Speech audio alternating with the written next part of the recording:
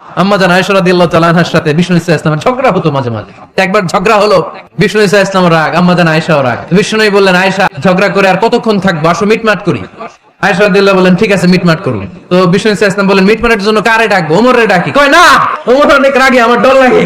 কয় তাহলে তোমার আব্বারে ডাকি। কয় ডাকেন। ডেকে নিয়ে আসা হলো। আবু বকর রাদিয়াল্লাহু তাআলা আনহু দাঁড়ালেন, আম্মা জান আয়েশা দাঁড়ালেন, বিশ্ব নবীও দাঁড়ালেন। বিশ্ব নবী বললেন, আয়েশা তোমার আব্বা আসছে, এবার ঘটনা খুলে বলার পালা, তুমি বলবা নাকি আমি বলবো?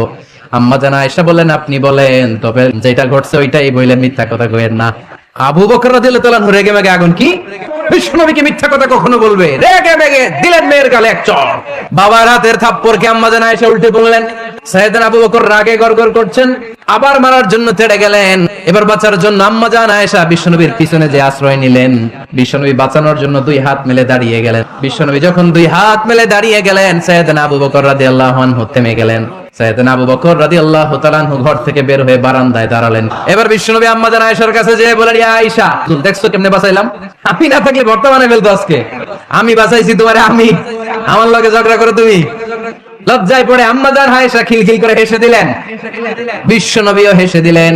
দুইজনের হাসির মধুর আওয়াজ শুনে সাইয়েদনা আবু বকর বাইরে থেকে অবাক, কিরে এতক্ষণ না ঝড় তুফান, এখন দেখি হাসি। সালাম দিয়ে অনুমতি নিয়ে ভিতরে ঢুকলেন। ঢুকে দেখেন আম্মা জান আয়েশাও হাসে, বিশ্বনবীও হাসে। এবার সাইয়েদনা আবু বকর রাদিয়াল্লাহু তাআলা আনহু বললেন, ইয়া রাসূলুল্লাহ, দুইজন যুদ্ধ লাগলে মীমাংসার জন্য যেমনি আমারে ডাকেন, এরকম হাসি আর আনন্দের মুহূর্তেও আমারে একটু ডাকেন।